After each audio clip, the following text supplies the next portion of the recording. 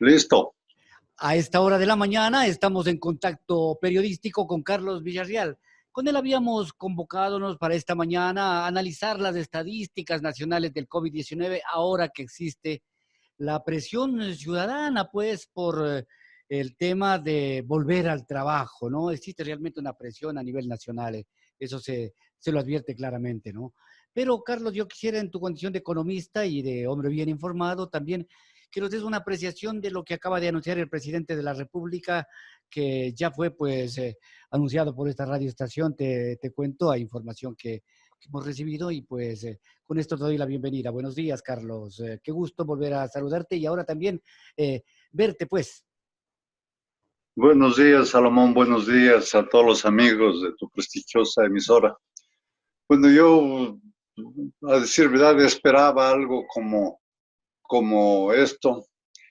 El gobierno, por la situación muy dramática económicamente de este país y casi las economías globales están pasando por crisis de tal magnitud que no habían sucedido ni siquiera en el crack de 1929.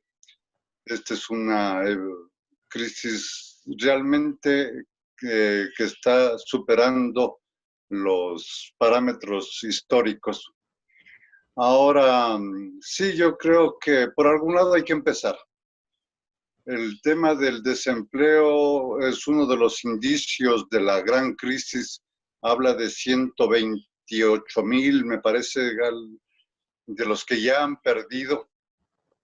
Las proyecciones aún son más críticas. Se presume que se podría llegar a perder en los próximos meses, inclusive por efecto de la recesión, una cantidad que superaría el 500,000 de puestos de trabajo de los que había antes de la pandemia. Si a eso le sumamos los que ya existían como tasa de desempleo y subempleo que llegaba al 60% de la población económicamente activa.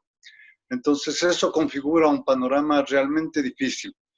Ahora, en esas condiciones y con la caída de ingresos de tal magnitud que básicamente coloca al gobierno a tratar de vivir con el 30% de lo que había presupuestado, se explica la urgencia que este gobierno o cualquier gobierno, en este caso yo no voy a personalizar uno en particular, sino cualquier gobierno en estas circunstancias debía adoptar y debe adoptar medidas de esta magnitud. Ahora, el hecho es de que sigue siendo insuficiente. El tamaño del problema económico es mucho mayor. Tenemos desde temas pendientes como una enorme deuda que se va a renegociar, se está renegociando. Tenemos el problema de que la economía privada no tiene los recursos suficientes para reactivarse. Tenemos el reto de ver cómo comenzamos no solamente a buscar opciones para equilibrar las finanzas públicas, como es el objetivo grueso del paquete que acaba de ser anunciado, sino también cómo atendemos las necesidades sociales. Sobre todo la prioridad es empleo. Y ahí es un reto complicado porque supongamos, este es un escenario y unos cálculos muy gruesos y muy preliminares. Supongamos que la cifra global finalmente llega a los 500,000 puestos abajo perdidos. Nos concentramos solo en eso, sin tomar en cuenta todo el desempleo que ya teníamos previamente. Y calculamos cuál es el esfuerzo que socialmente debemos hacer. Ahora, tomemos como referencia algunos parámetros. Supongamos que yo leí hace un par de años que crear un puesto de trabajo formal requiere algo así como $35,000. Si tomamos en cuenta que queremos recuperar los 500,000 puestos de trabajo, eso significa que en un periodo casi inmediato necesitamos invertir en la economía cerca de un poco más de 17,000 millones de dólares. Eso es mucho más de lo que el Estado va a recibir. Eso equivale exactamente igual lo que el Ecuador tiene que pagar solamente por servicios de la deuda desde los próximos, en los siguientes 8 años, 8 o 10 años. Entonces eso nos da una dimensión de que las cifras de el impacto económico y las cifras del costo de reposición van a exigir o están exigiendo medidas como las que han empezado a ser anunciadas. Y pienso que es por el lado que este y cualquier gobierno tenía que enfrentar. Pero, por ejemplo, en lo que nosotros nos hemos centrado es, Carlos, en el precio de los combustibles. Ahora se rebajan 10 centavos porque el precio del combustible está alrededor de $20, ¿no? El barril de petróleo. Si el precio del barril de petróleo sube a 50, a $60, el precio del combustible subirá más o menos también, decíamos, a los niveles que en octubre propuso el gobierno, es decir, a 2,25, qué sé yo, podría ser el precio del combustible, de la gasolina extra. Es decir, esto de la flotación del precio de los combustibles, pues viene a ser lo que el gobierno no pudo hacer en octubre, lo hace ahora en tiempos de pandemia, con la situación de que el precio está abajo del petróleo, Carlos. Por favor.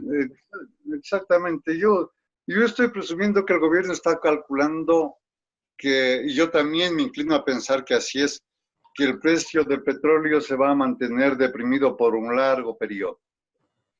Eso, unos con mucho optimismo, hay analistas que prevén que podría llegar, según el marcador Brent, el inglés, a 40, $45. Eso es mucho menos de lo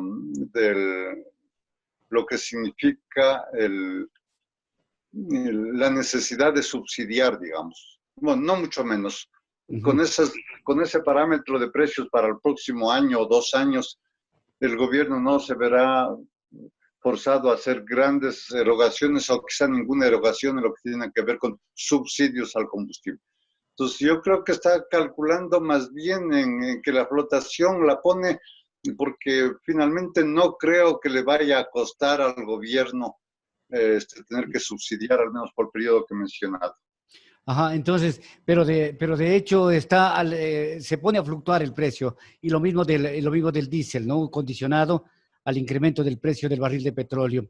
Hay 13,000 despidos de frente, ¿no? Lo que ha propuesto el régimen y pues también una reducción de los sueldos, pues, Carlos, al decir que se rebajan las horas de trabajo.